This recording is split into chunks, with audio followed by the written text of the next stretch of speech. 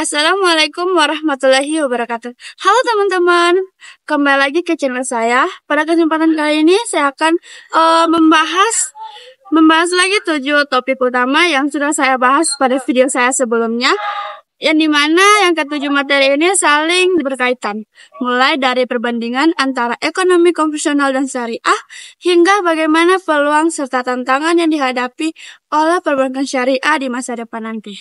Tujuan dari video saya kali ini adalah untuk merefresh lagi ingatan teman-teman terkait dengan materi-materi saya sebelumnya, atau bisa dibilang video ini adalah ringkasan dari materi part 1 sampai part 7 agar teman-teman semakin mengenal konsep, manfaat, dan peran besar ekonomi syariah dalam kehidupan sehari-hari. Baik teman-teman, tanpa berlama-lama lagi, langsung saja kita masuk ke pembahasannya langsung. Kita masuk pada pembahasan pertama, yaitu perbandingan ekonomi konvensional dan syariah. Ekonomi adalah inti dari keberlangsungan kehidupan masyarakat. Dua pendekatan utama yang sering dibandingkan adalah ekonomi konvensional dan ekonomi syariah. Keduanya memiliki filosofi, prinsip, dan implementasi yang sangat berbeda, yang mencerminkan tujuan serta nilai-nilai yang diutamakan oleh masing-masing sistem ekonomi konvensional. Ekonomi konvensional berakar pada prinsip kapitalisme dan liberalisme yang menekankan kebebasan individu dalam mengejar keuntungan. Beberapa karakteristik utama ekonomi konvensional meliputi fokus pada keuntungan finansial. Sistem ini memprioritaskan keuntungan sebagai tujuan utama, seringkali mengabaikan dampak sosial dan lingkungan. Yang kedua yaitu bunga sebagai instrumen utama.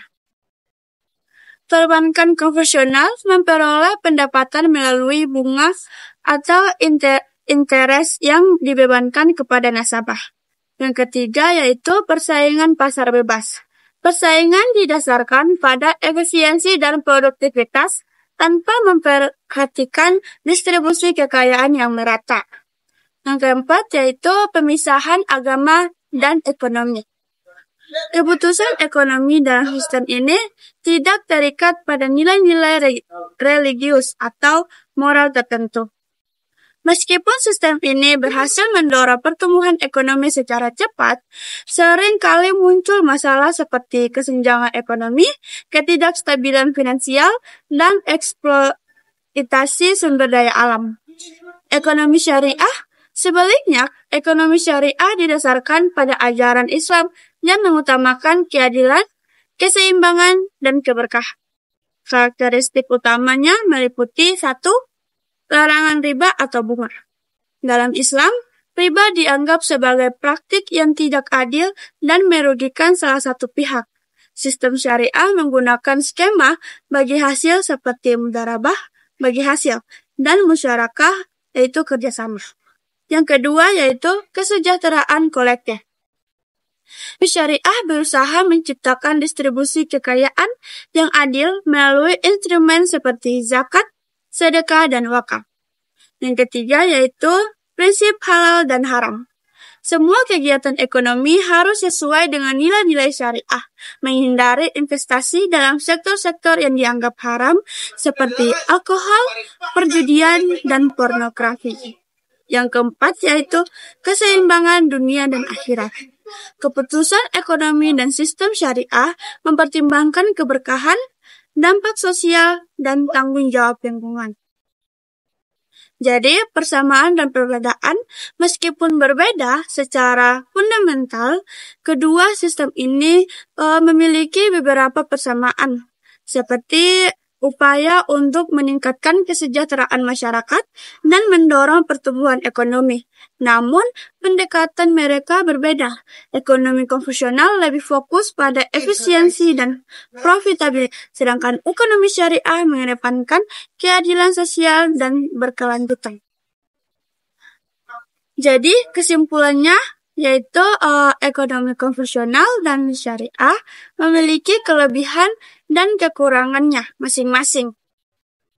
Dengan meningkatnya kebutuhan agar sistem yang lebih adil dan berkelanjutan, ekonomi syariah semakin relevan sebagai alternatif bagi masyarakat modern melalui penerapan prinsip-prinsip syariah. Kita dapat menciptakan sistem ekonomi yang tidak hanya mendatangkan keuntungan material, tetapi juga keberkahan dan kesejahteraan bersama. Pembahasan yang kedua yaitu keunggulan dan kekurangan produk bank syariah serta tantangannya. Keunggulan produk bank syariah itu yang pertama berbasis prinsip syariah. Produk bank syariah dirancang berdasarkan prinsip-prinsip Islam seperti larangan riba atau bunga, gharar atau ketidakpastian, dan masyir atau judi. Hal ini memberikan nilai-nilai alternatif yang sesuai dengan nilai-nilai keagamaan bagi masyarakat muslim yang ingin menjalankan aktivitas keuangan sesuai syariah. Yang kedua, sistem bagi hasil.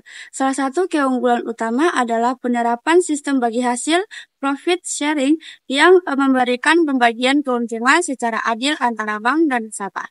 Sistem ini diterapkan melalui akad-akad seperti mudharabah, kerjasama usaha, dan musyarakah atau kemitraan. Yang ketiga yaitu transparansi bank syariah yang mengedepankan transparansi dalam operasionalnya. Nasabah mengetahui dengan jelas bagaimana dana mereka dikelola, termasuk risiko dan keuntungan yang mungkin diperoleh. Yang keempat yaitu produk inovatif bank syariah menawarkan keragaman produk yang inovatif, seperti pembiayaan berbasis akad mudharabah atau jual beli dengan margin keuntungan, ijarah atau sewa, dan card atau pinjaman kebajikan. Produk ini memungkinkan nasabah untuk memilih sesuai dengan kebutuhan mereka. Yang kelima, berorientasi pada kemaslahatan. Selain profit-oriented, bank syariah juga berorientasi pada kesejahteraan masyarakat.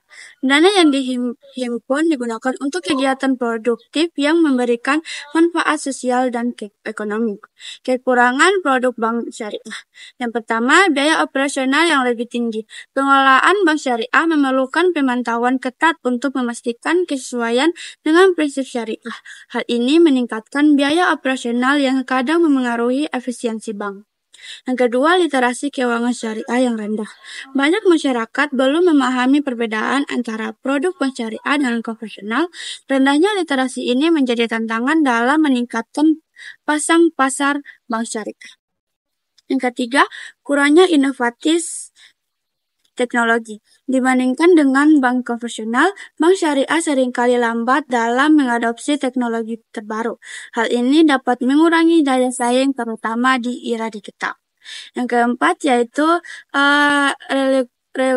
regulasi yang kompleks industri. Perbankan syariah diatur oleh regulasi yang lebih kompleks untuk memastikan kepatuhan terhadap prinsip syariah.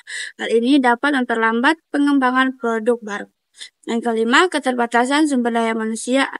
SDM yang memahami prinsip-prinsip syariah sekaligus memiliki keahlian di bidang perbankan masih terbatas. Hal ini dapat memengaruhi kualitas pelayanan dan pengembangan produk. Selanjutnya, tantangan yang dihadapi bank syariah. 1. Persaingan dengan bank konvensional. Bank konvensional memiliki infrastruktur yang lebih mapan dan pasang pasar yang lebih besar. Bank syariah harus terus berinovasi agar dapat bersaing secara efektif. Yang kedua, kurangnya kesadaran masyarakat. Banyak masyarakat yang belum menyadari manfaat dan keunggulan bank syariah. Edukasi dan sosialisasi yang lebih intensif diperlukan untuk meningkatkan kesadaran ini. Yang ketiga, pengembangan teknologi digital. Transformasi digital menjadi tantangan besar bagi bank syariah. Adopsi teknologi seperti fintech syariah sangat penting untuk meningkatkan efisiensi dan daya tarik layanan. Yang keempat yaitu ketergantungan pada regulasi. Pemerintah perbankan syariah sangat bergantung pada kebijakan pemerintah dan regulator. Perubahan regulasi yang lambat dapat menghambat pertumbuhan industri ini. Yang kelima, penetrasi pasar yang terbatas di beberapa daerah. Akses masyarakat terhadap layanan bank syariah lebih terbatas. Infrastruktur yang kurang memadai menjadi salah satu penyebabnya. Selanjutnya, pembahasan yang ketiga yaitu praktik bisnis di pasar tradisional dalam perspektif syariah. Pasar tradisional adalah bagian penting dalam kehidupan ekonomi masyarakat, terutama di negara-negara berkembang seperti Indonesia. Pasar ini menjadi tempat interaksi antara penjual dan pembeli, serta mencerminkan dinamika ekonomi rakyat.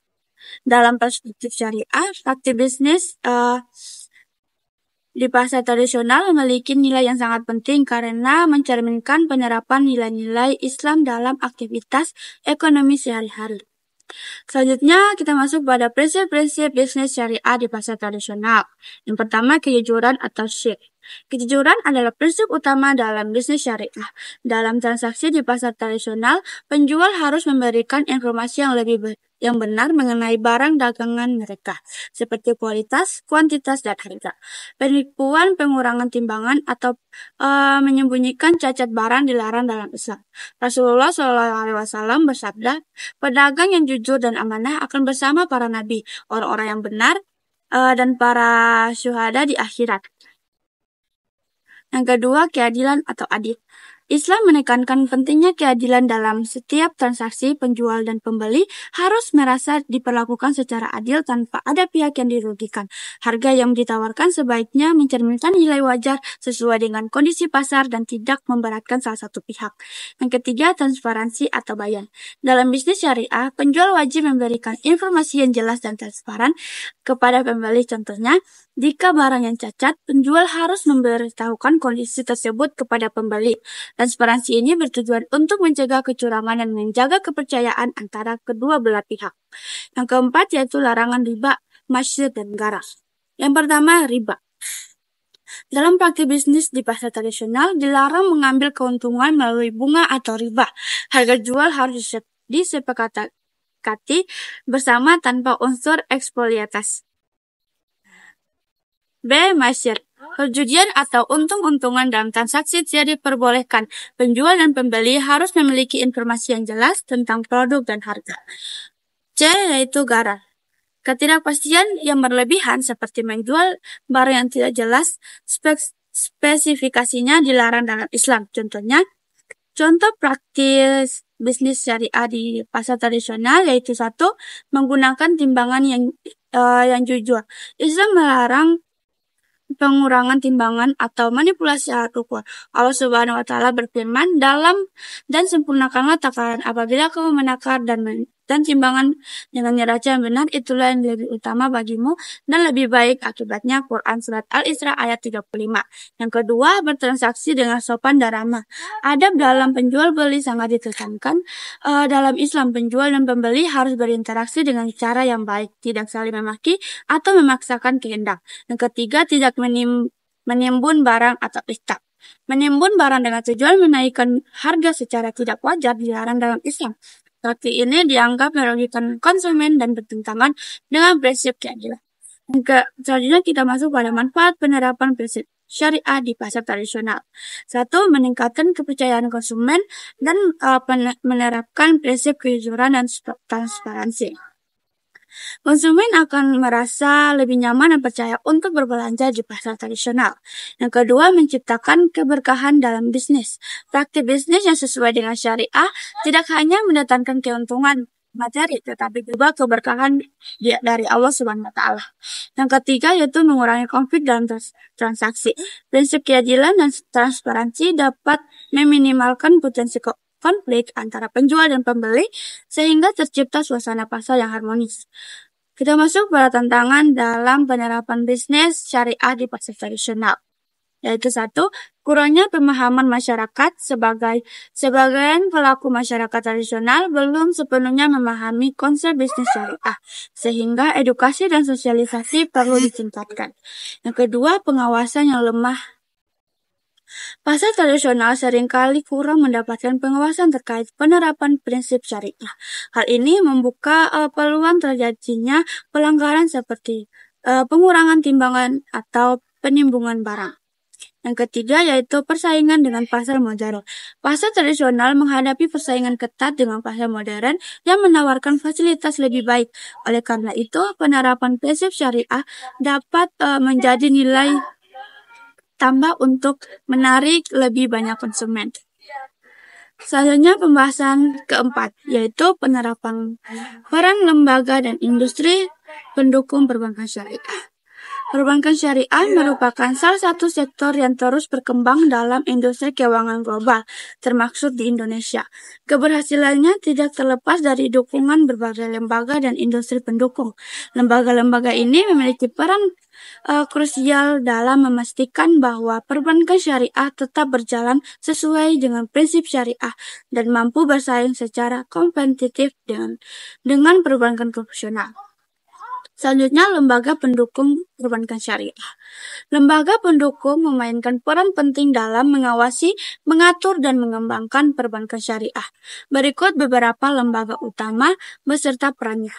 Dewan Syariah Nasional, Majelis Ulama Indonesia atau DSN MUI, peran utamanya yaitu bertanggung jawab mengeluarkan fatwa terkait produk, layanan, dan kegiatan bank syariah agar sesuai dengan prinsip syariah. Fatwa yang dikeluarkan menjadi dasar hukum dan pedoman operasional bank syariah.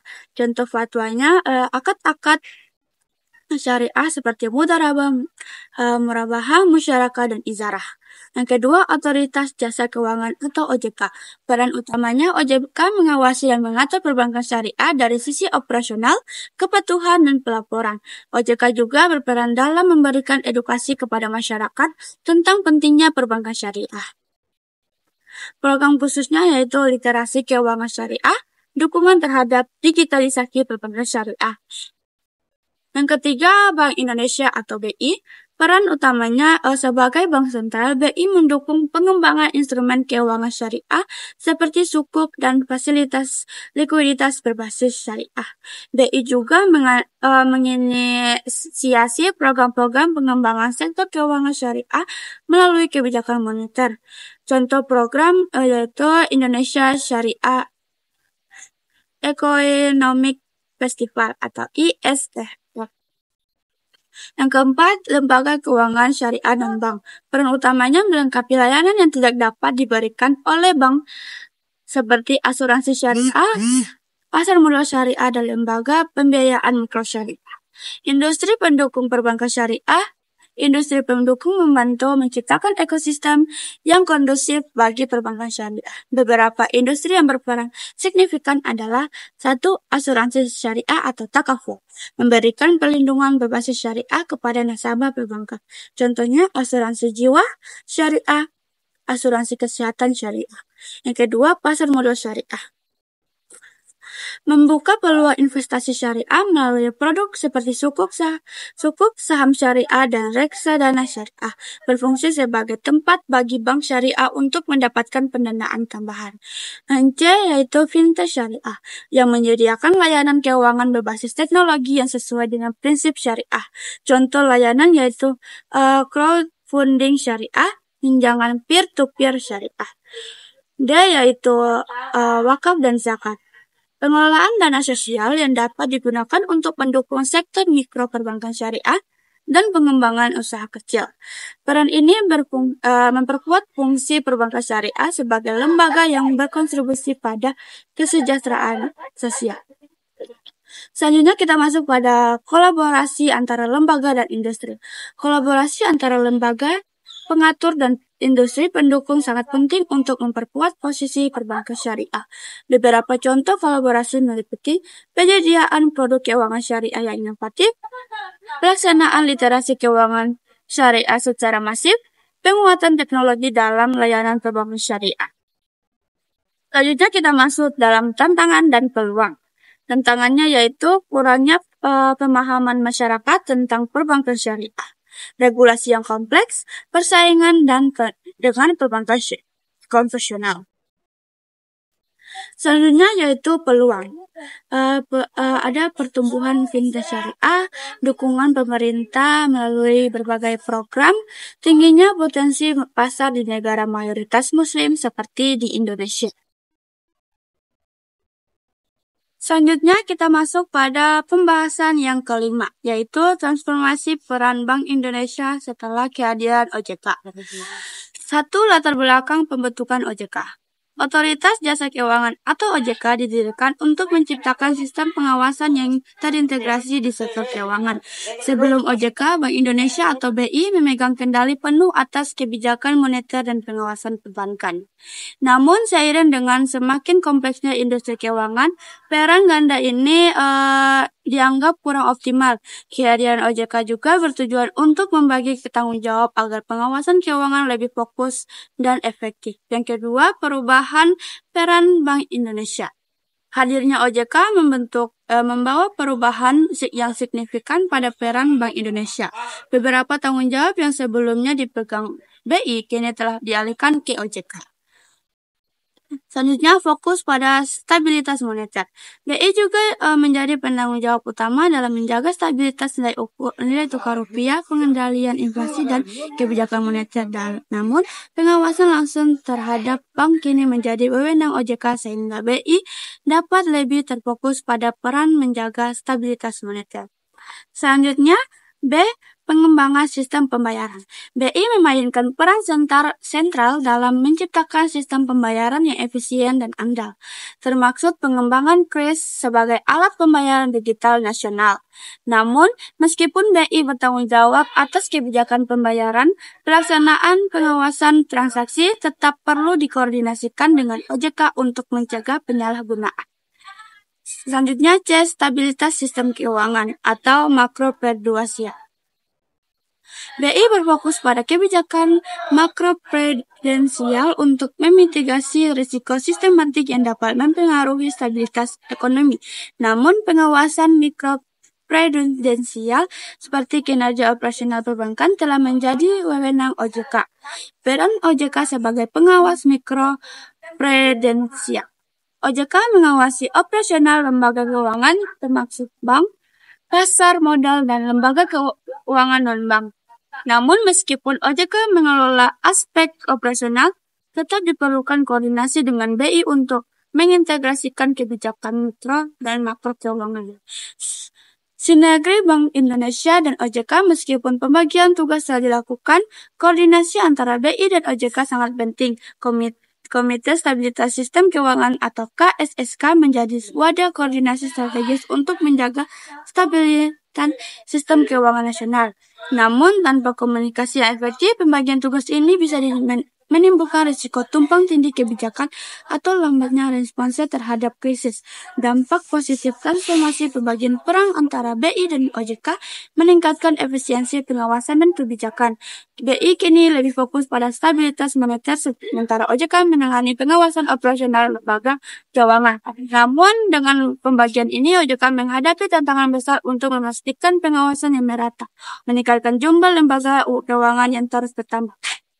Tantangan yang dihadapi, meskipun transformasi ini membawa banyak manfaat, tantangan tetap ada. Koordinasi yang kurang baik antara BI dan OJK dapat menghambat efisiensi pengawasan.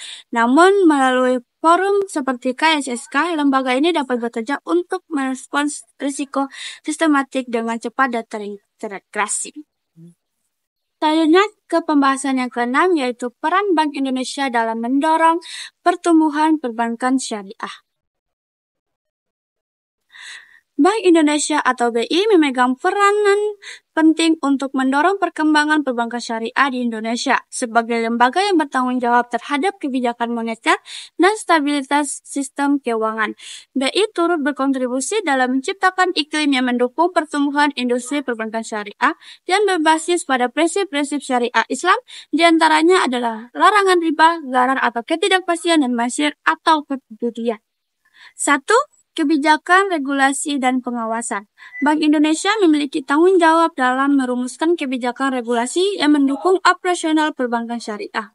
BI melalui berbagai peraturan dan regulasi memastikan bahwa sistem perbankan syariah berjalan sesuai dengan prinsip-prinsip syariah yang telah ditetapkan. Beberapa kebijakan utama yang dikeluarkan oleh Bank Indonesia adalah 1. Peraturan tentang lembaga keuangan syariah. BI mengeluarkan regulasi yang mengatur tata cara pembentukan dan operasional bank syariah.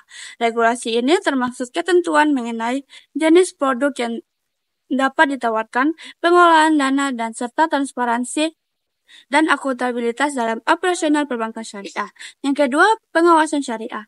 BI bekerjasama dengan Dewan Syariah atau DSN MUI dalam menyusun fatwa-fatwa yang menjadi acuan bagi lembaga perbankan syariah agar produk dan layanan yang ditawarkan sesuai dengan hukum Islam. Yang kedua, pengembangan infrastruktur dan inovasi produk. Bank Syariah juga berperan dalam mendukung pengembangan infrastruktur yang memfasilitasi pertumbuhan perbankan syariah. Ini meliputi penyediaan layanan dan sistem pembayaran syariah yang aman, efisien, dan dapat diakses oleh masyarakat luas, termaksud sistem pembayaran syariah. Bank Indonesia terus mendorong pengembangan sistem pembayaran syariah yang dapat memfasilitasi transaksi yang sesuai dengan prinsip syariah, seperti e-money dan sistem pembayaran berbasis syariah lainnya. Selanjutnya, inovasi produk dan layanan. BI mendorong Bank Syariah untuk mengembangkan produk-produk inovatif yang sesuai dengan kebutuhan pasar seperti pembiayaan mikro syariah, produk inovasi syariah, dan layanan digital berbasis syariah yang dapat mempermudah akses masyarakat terhadap perbankan syariah. Yang ketiga, sosial dan edukasi. Salah satu peran Bank Indonesia yang sangat penting dalam mendukung pengembangan perbankan syariah adalah melalui program sosialisasi dan edukasi. Bank Syariah mengedukasi masyarakat tentang manfaat perbankan syariah dan perbedaan prinsip operasionalnya dibandingkan dengan perbankan konvensional. Edukasi ini meliputi yang satu, kampanye publik. BI sering mengadakan seminar, pelatihan, dan workshop mengenai perbankan syariah untuk meningkatkan pemahaman masyarakat.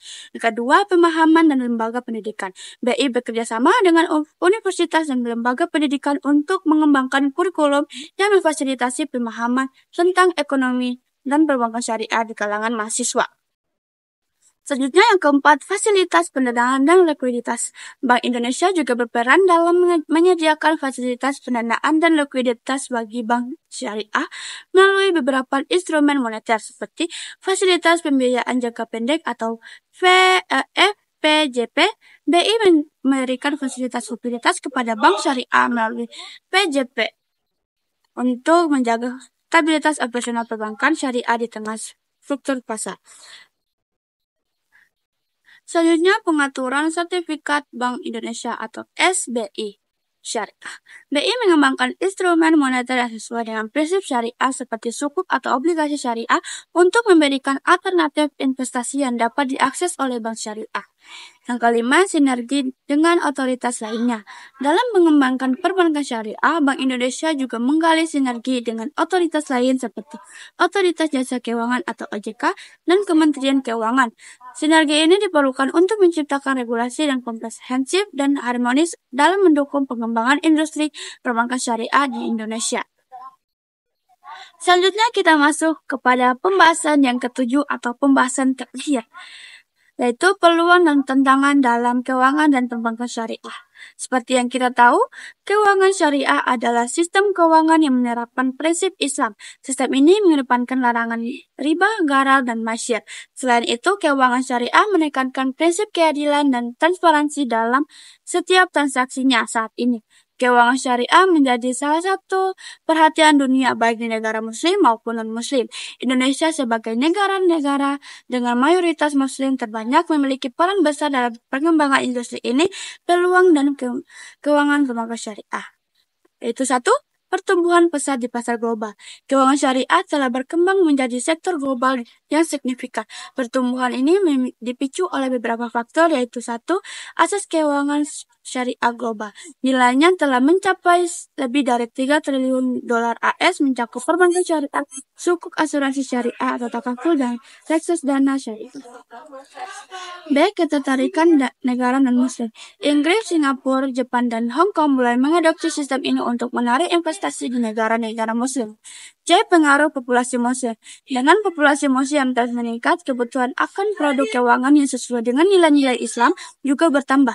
Di Indonesia, pertumbuhan ini tercermin dalam meningkatnya aset pengembangan syariah yang kini mencakup lebih dari 6% dari total aset pengembangan perbankan nasional. Pemerintah juga aktif menerbitkan sukuk untuk membiayai proyek-proyek infrastruktur strategis. Yang kedua, diverifikasi produk keuangan syariah. Keuangan syariah tidak hanya terbatas pada layanan perbankan, tetapi juga mencakup berbagai produk lain. Pertama, perbankan syariah. Mudharabah, yaitu transaksi jual beli dengan margin keuntungan disepakati. Mudharabah, investasi berbasis bagi hasil di mana permodalan memberikan modal dan pengelolaan menjalankan usaha. Musyarakah kerjasama antara dua pihak atau lebih dalam menyediakan modal usaha. Dan pasar modal syariah. Sukuk digunakan untuk mendanai proyek infrastruktur atau investasi lainnya. Contohnya sukuk wakaf yang mengintegrasi filantropi Indonesia Islam dengan pembiayaan pembangunan. Saham syariah yang masuk dalam indeks seperti Jakarta Islamic Index atau J11. Asuransi syariah atau takaful, asuransi berbasis kontribusi bersama di mana risiko ditanggung secara kolektif. Dan fintech syariah atau peer-to-peer P2P. Lending syariah yang membantu UMKM mendapatkan pembiayaan crowdfunding halal untuk mendukung proyek-proyek kreatif dan inovatif. Diverifikasi ini mencerminkan kemampuan keuangan syariah untuk menjangkau berbagai kebutuhan masyarakat dari kebutuhan individu hingga proyek skala besar. Yang ketiga, dukungan pemerintah dan regulasi yang kuat. Pemerintah Indonesia telah menunjukkan komitmen besar dalam mendukung keuangan syariah. Yang pertama yaitu regulasi. Undang-Undang Nomor 21 Tahun 2008 menjadi landasan hukum utama. Selain itu, ada regulasi dari OJK yang mengatur berbagai aspek perbankan syariah dan pasar modal syariah. Yang kedua, B. Pembentukan KNEKS. Komite ini berfungsi sebagai lembaga strategis untuk mengintegrasikan kebijakan ekonomi dan keuangan syariah di tingkat nasional. Yang ketiga yaitu C. Sukuk negara. Pemerintah secara rutin menerbitkan sukuk untuk membiayai proyek-proyek strategis seperti jalan tol, jembatan, dan fasilitas umum. Yang keempat yaitu teknologi dan inovasi keuangan syariah. Teknologi menjadi salah satu penggerak utama keuangan syariah. Ada A, yaitu digitalisasi layanan. Layanan perbankan syariah kini tersedia secara online. Kemudian memungkinkan nasabah untuk membuka rekening, mengajukan pembiayaan, atau melakukan investasi melalui aplikasi. Yang B, blockchain atau teknologi ini meningkatkan transparansi terutama dalam transaksi yang melibatkan banyak pihak. Dan C, fintech syariah atau startup fintech seperti amanah dan etis menunjukkan bagaimana teknologi dapat mendukung pertumbuhan ekonomi berbasis syariah. Yang kelima yaitu kesadaran dan minat di generasi muda. Generasi muda milenial dan Gen Z memiliki pengaruh besar terhadap pengembangan keuangan syariah. Mereka lebih sadar akan pentingnya gaya hidup halal dan berkelanjutan. Produk seperti investasi halal dan pembiayaan berbasis syariah menarik perhatian mereka, terutama karena adanya nilai transparansi dan tanggung jawab sosial. Yang keenam, tantangan dalam pengembangan dan perbankan syariah. Yang pertama, literasi keuangan syariah yang rendah. Banyak masyarakat belum memahami perbedaan antara keuangan syariah dan konvensional. Akibatnya, rendahnya tingkat adopsi produk syariah. Persepsi bahwa keuangan syariah hanya meniru sistem konvensional. Yang ketiga, upaya edukasi melalui seminar, media sosial, dan kolaborasi dengan institusi pendidikan sangat dibutuhkan. Yang B, persaingan dengan perbankan konvensional. Perbankan syariah menghadapi persaingan ketat, yaitu satu, produk konvensional sering dianggap lebih fleksibel. Yang kedua, perbankan konvensional memiliki jaringan yang lebih luas dan dana pemasaran yang lebih besar. Yang ketiga, untuk bersaing, perbankan syariah perlu menawarkan layanan yang inovatif, cepat, dan tetap berlandaskan syariah. Dan C, keterbatasan sumber daya manusia atau SDM. Industri ini membutuhkan tenaga kerja yang satu, memahami prinsip syariah dan memiliki pengetahuan mendalam tentang keuangan modern. Yang kedua, siap menghadapi kompetitivitas regulasi di pasar domestik dan internasional. Yang ketiga, pendidikan formal dan pelatihan profesional harus menjadi prioritas untuk mencetak tenaga ahli dan kompeten. Kemudian kita masuk pada harmonisasi regulasi. Keuangan syariah seringkali berbenturan dengan sistem hukum profesional baik di tingkat nasional maupun internasional. Harmonisasi antara hukum syariah dan hukum positif menjadi tantangan besar untuk memastikan keberlanjutan sektor ini. Yang B, persepsi negatif masyarakat. Masih ada anggapan bahwa produk syariah lebih mahal atau kurang menguntungkan dibanding produk konvensional. Persepsi ini seringkali disebabkan oleh kurangnya informasi dan transparansi dalam operasional produk syariah. Baik teman-teman, sekarang kita masuk pada kesimpulan dari pembahasan pertama sampai ke pembahasan yang ketujuh. Kesimpulannya yaitu adalah bahwa ekonomi dan keuangan syariah memiliki keunikan serta potensi besar untuk menjadikan sistem ekonomi yang lebih adil, transparan, dan berkelanjutan dibandingkan dengan ekonomi konvensional, dengan fokus pada prinsip keadilan, kesejahteraan kolektif, serta keberkahan. Ekonomi syariah mampu memberikan solusi alternatif yang relevan di era modern. Perbankan syariah dan pasar tradisional berbasis syariah menonjolkan transparansi bagi hasil dan penghindaran riba sebagai inti operasional. Peran lembaga mendukung seperti DSN, MUI, OJK, dan Bank Indonesia atau BI sangat strategis dalam menciptakan ekosistem yang mendukung pengembangan ekonomi syariah, transformasi lembagaan, inovasi teknologi, dan serta sertifikasi produk memperkuat daya tarik keuangan syariah, baik di pasar lokal maupun global. Namun, tantangan berupa literasi keuangan syariah yang rendah, persaingan dengan sistem konvensional dan perspektif masyarakat menjadi hambatan yang perlu diatasi melalui edukasi, sosialisasi, dan inovasi layanan. Dengan sinergi antara lembaga industri, pendukung, dan masyarakat, ekonomi syariah memiliki peluang untuk menjadi pilar utama dalam menciptakan kesejahteraan ekonomi yang tidak hanya menguntungkan secara finansial tetapi juga membawa keberkahan dan nilai sosial yang tinggi. Baik teman-teman, itu saja penyampaian materi dari saya. Lebih dan kurangnya saya mohon maaf sebesar-besarnya. Jangan lupa untuk like, komen, share, dan subscribe channel saya. Bye-bye teman-teman.